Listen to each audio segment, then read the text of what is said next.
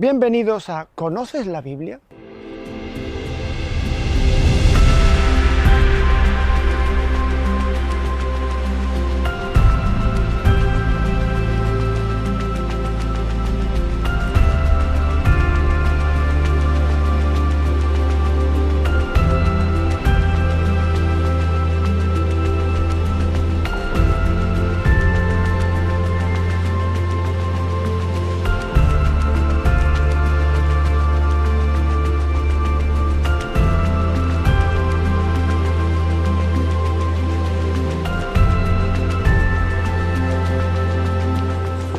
Hola a todos, bienvenidos a una entrega más de ¿Conoces la Biblia? Me habéis sorprendido mirando el comienzo de lo que llamamos los biblistas el ciclo de Jacob. Estamos ya bastante inmersos en el tiempo cuaresmal y vamos a dedicar 2 programas a el tema de la conversión en la Biblia. Y lo haremos tocando 2 dimensiones, la dimensión individual y la dimensión colectiva. Porque cada persona tiene que convertirse, pero a su vez el pueblo de Dios también está llamado en conjunto a vivir la conversión. ¿Cómo vamos a hacer esto? Pues en este primer programa dedicado a la conversión vamos a fijarnos en una figura emblemática. Recuerden ustedes que en el último programa dedicado al Antiguo Testamento, porque lo hacemos haciendo sucesivamente Antiguo y Nuevo Testamento, nos ocupamos del patriarca Abraham, porque vamos a darle una visual, un estudio a los patriarcas. Y nos fijamos en Abraham como el padre de la fe, proponiéndolo como modelo de creyente. Ahora vamos a ver el otro gran patriarca, que es Jacob. Está también, lógicamente, Isaac, pero vamos a fijarnos en la otra cara de la moneda, que es Jacob. Jacob nos va a proponer un importante ejemplo de conversión. Seguramente que ustedes se preguntarán por qué. Total, Jacob es uno de los grandes patriarcas, su nombre también es Israel, es el antepasado del pueblo. ¿Cómo es que Jacob se utiliza precisamente para referirnos a la conversión? Porque su vida tiene una constante trayectoria de conversión. Pero primero vamos a centrarnos en la introducción de los textos que vamos a comentar. No me extenderé mucho porque ya hemos introducido el libro del Génesis en otras ocasiones, su fecha de redacción, sus grandes partes, la historia de los orígenes, capítulos 1 al 11, ciclos patriarcales, capítulos 12 al 50, eso ya lo saben ustedes, y no quiero, por tanto, alargarme en esto. Si Abraham era el padre de los creyentes, era el prototipo de hombre que confía en Dios, el amigo de Dios, Jacob es totalmente distinto. Se le retrata de una manera muy peculiar. De hecho, si nos fuéramos al libro del profeta Oseas, veríamos cómo él no presenta una visión muy positiva, un perfil muy positivo del patriarca Jacob. Y el propio libro del Génesis nos viene a decir lo mismo. He mencionado a Oseas porque Oseas en realidad es un texto más antiguo que el texto de Jacob en el Génesis. Oseas es un texto que se remonta en sus raíces profundas al siglo VIII. Bien, antes de Cristo, entiéndase. Bueno, pues, ¿cómo aparece Jacob retratado en Génesis? Pues tiene un mellizo, Esaú. Jacob y Esaú es la historia del conflicto entre 2 hermanos. Una historia que recuerden que el Génesis reproduce en Caín y Abel, y una historia que en la humanidad se ha reproducido muchas veces. El conflicto de los gemelos al que ya aludimos una vez en uno de los programas. Bien, pues su propio nombre es muy significativo porque es ambivalente, o sea, tiene 2 significados. Uno, literalmente en etimología, el que agarra por el talón. De hecho, si leemos el nacimiento de los 2, él sale agarrando el talón de su hermano Esaú, como si fuera una persona tramposa, que juega con ventaja y que intenta engañar siempre. Pero al mismo tiempo, Jacob significa Dios o Yahvé te protege. Y aquí viene la pregunta paradójica. ¿Puede Dios proteger a un tramposo?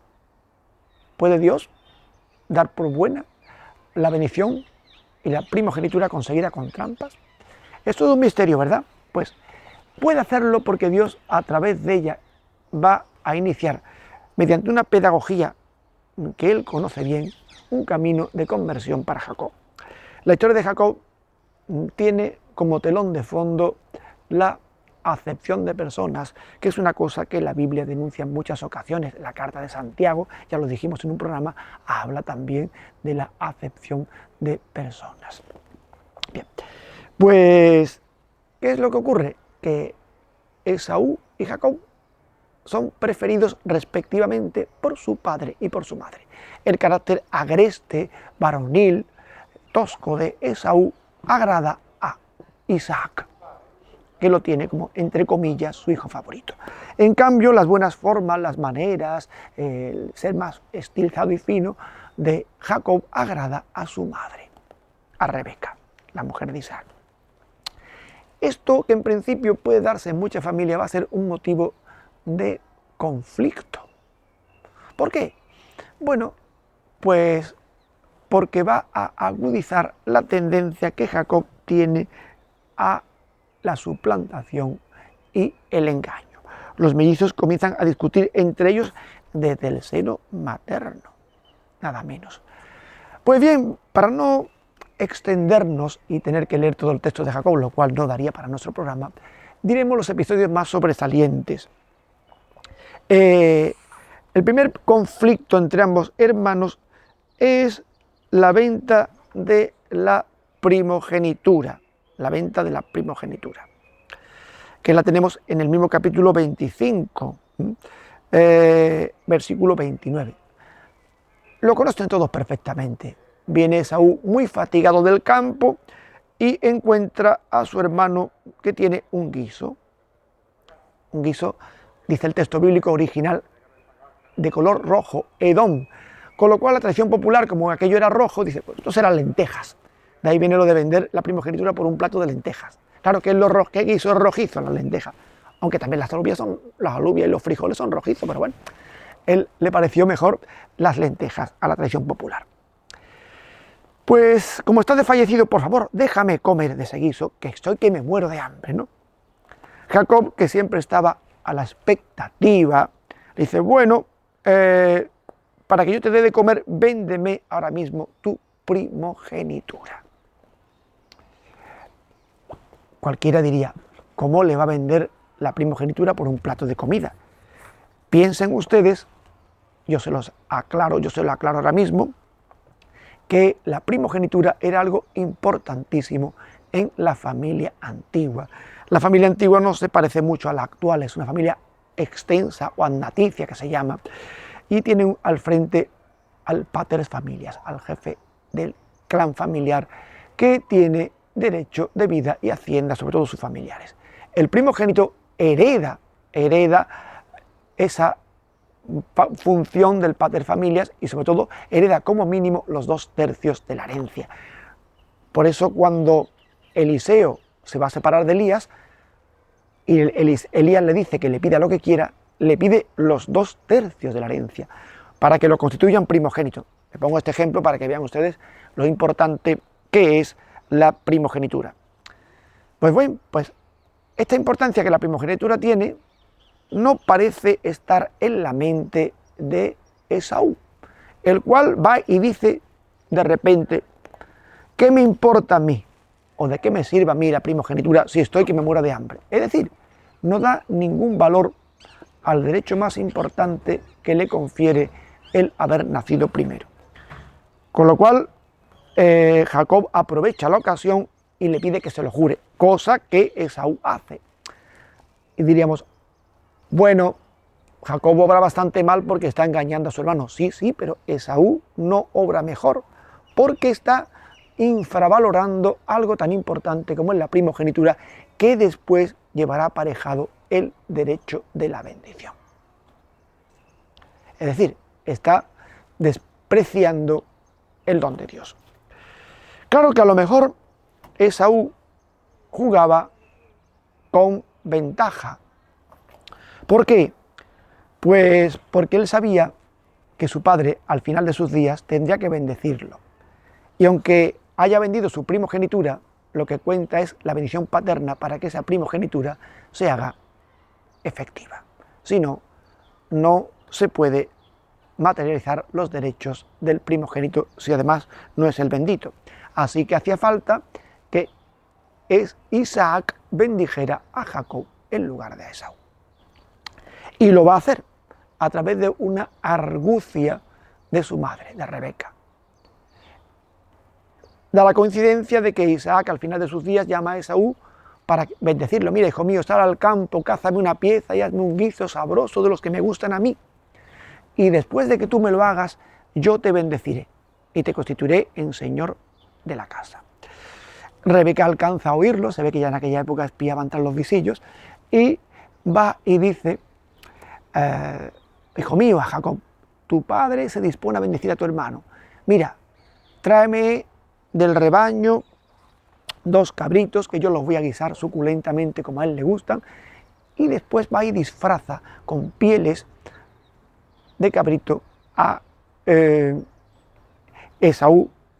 Jacob y le pone las ropas de Esaú. ¿Para qué? Para camuflarlo, porque aquí hay un problema importante, y es que Isaac al final de su vida está debilitado y ciego, no ve. Así que pretenden engañarlo por la falta de visión. Dado que Jacob es un hombre lampiño, una persona, un varón que es, digamos, como diríamos hoy, que cuida el aspecto, ¿no? Y Esaú es velloso, fornido, pues tiene que camuflarlo para que pueda surtir efecto el engaño. Jacob en principio no quiere, porque si mi padre descubre la impostura, en lugar de bendecirme me maldecirá y caerá sobre mí una maldición. La madre, cómplice del hijo, dice, hijo mío, caiga sobre mí esa maldición, haz lo que te digo. Efectivamente, va y engaña a su padre, que desconfía al principio. Bueno, hijo mío, seguro que eres tú Esaú. Lo toca, lo palpa. Pues las manos son de Esaú, pero la voz parece la de Jacob, no sé. Pero finalmente consigue engañarlo. Cuando Esaú vuelve del campo con la pieza, tengamos también en cuenta que el engaño se puede hacer, porque eso de cazar no es una cosa sencillita. Salir al campo no llega uno y en 5 minutos tiene la pieza para guisarla. Son horas de espera, de acecho, en fin. Los que estén aficionados a la caza lo sabrán. Cuando regresa Esaú, se encuentra que ya su padre ha bendecido a su hermano. Entonces se desespera, pide por si hubiera una bendición adicional para él. No la hay, se ha convertido en el siervo de su hermano. De tenerlo todo pasa a no tener nada. Con lo cual monta en cólera y decide vengarse de su hermano. Y esto lo va a hacer concibiendo la idea de matarlo. Lo cual lleva a Esaú a querer acabar con la vida de su hermano y a Jacob a huir. Jacob tiene que marchar, poner pies en polvorosa y marcha con su tío Labán el arameo. Y ahí empieza todo el periplo de conversión de Jacob. Jacob ha hecho el mal y Dios dice, yo acepto tu primogenitura, acepto tu bendición, lo doy por bueno. ¿Cómo lo va a dar por bueno si lo ha conseguido con el fraude? Sí, pero yo te voy a llevar por un camino en el que ese fraude se convierta en una auténtica disposición y en una vida en la que tú puedas ser fiel a Dios y no puedas hacer el mal a tu prójimo. ¿Cómo lo va a hacer? Pues hay un refrán que dice que nadie escarmienta por cabeza ajena. Así que Jacob tendrá que sufrir en sus propias carnes los engaños para que él pueda después ser consciente de que el mal no debe hacerse. La cosa comienza con la llegada a casa de su tío Labán el arameo. Aunque antes tenemos un episodio muy importante, el capítulo 28 del Génesis, el famoso texto de la escala de Jacob, el voto de Jacob.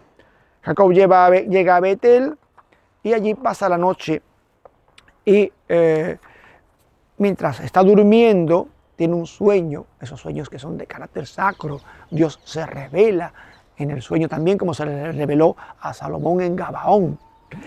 Y allí le hace ver una gran escala que conecta el cielo con la tierra y los mensajeros divinos van subiendo y bajando por la escala, la famosa escala de Jacob, que es la antítesis de la Torre de Babel.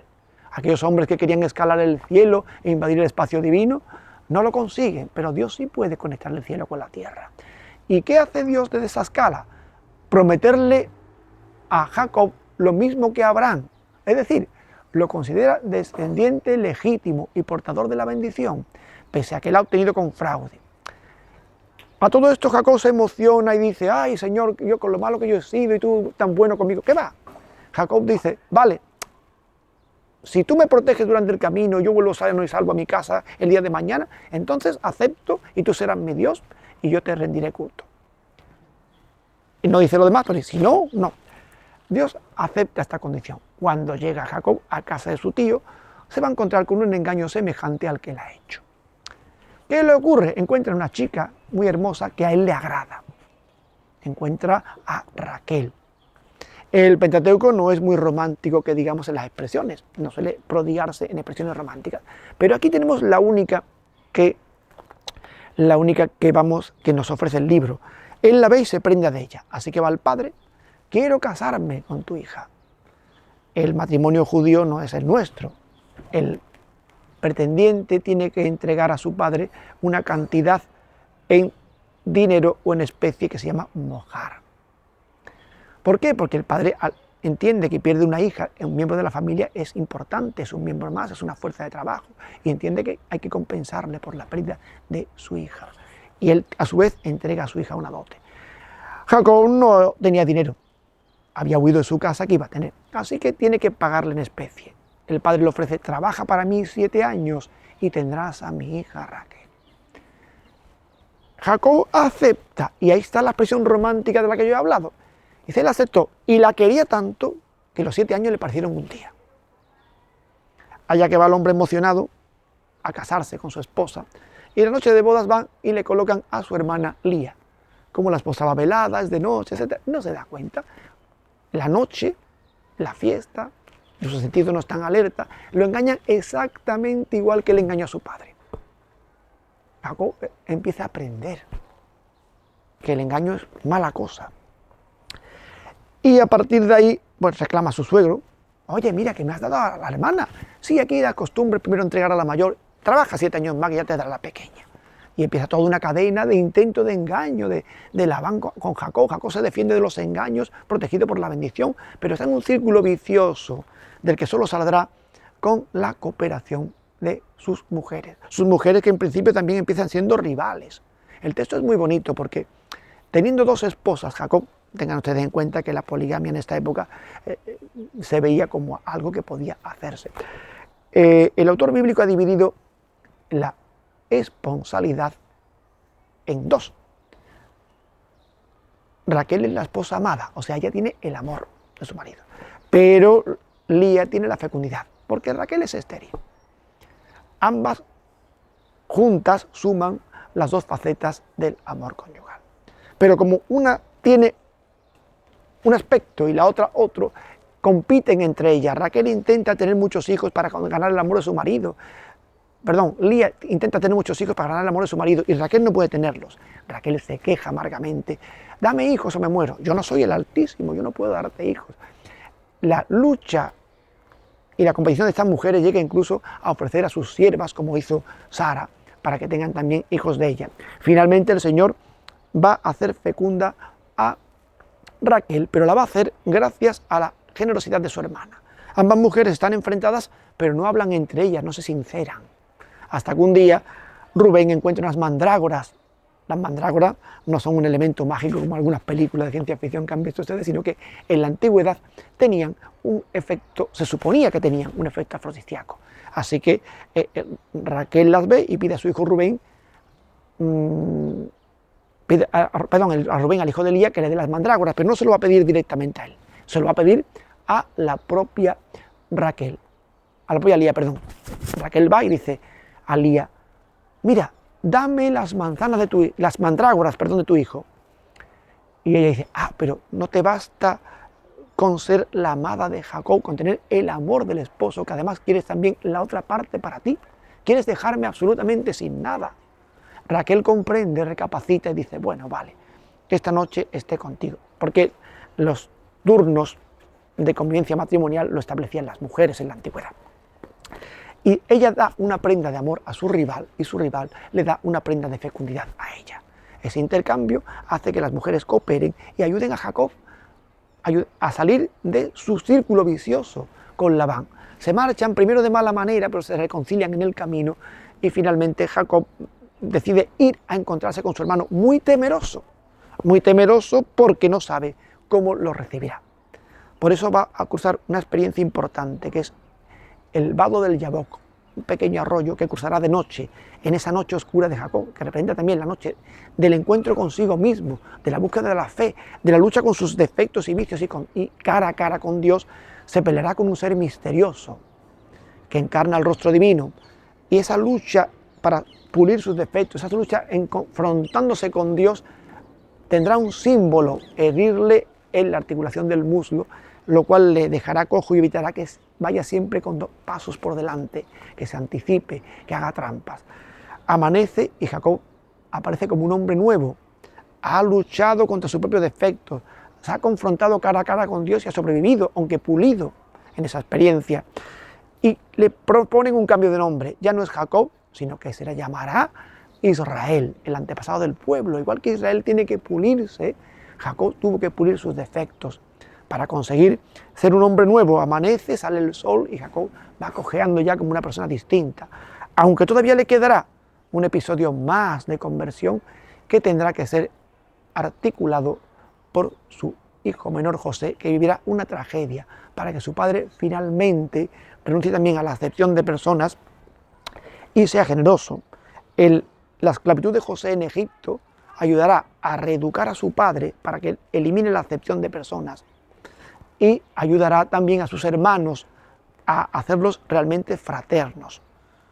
Ese Jacob que se resiste a enviar a Benjamín a Egipto porque se acuerda del hijo de Raquel que ha perdido, y el más pequeño que le queda, que también es de Raquel, es preferido por él y lo quiere más que sus hermanos. Ese Jacob aprenderá a despojarse momentáneamente de aquello a lo que se aferra, y llevado de la mano de José, el siervo sufriente que ha sido rehabilitado por Dios en Egipto y llevado al cargo de visir, llevado por él, conseguirá superar sus miedos, sus tendencias, sus preferencias, y se hará generoso.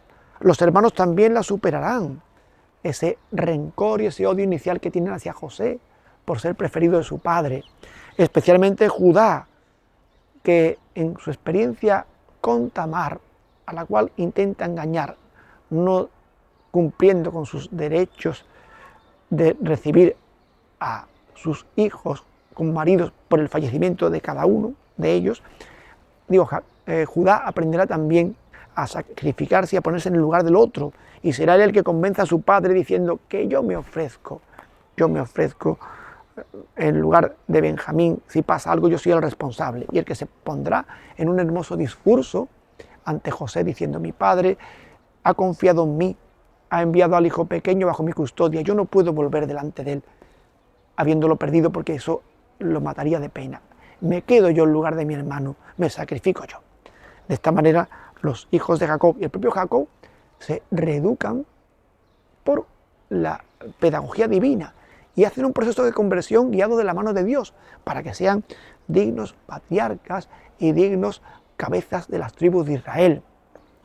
De esta manera, Jacob se convierte en el antepasado del pueblo y José dará la vuelta a aquella pregunta socarrona de Caín: ¿soy acaso el guardián de mi hermano?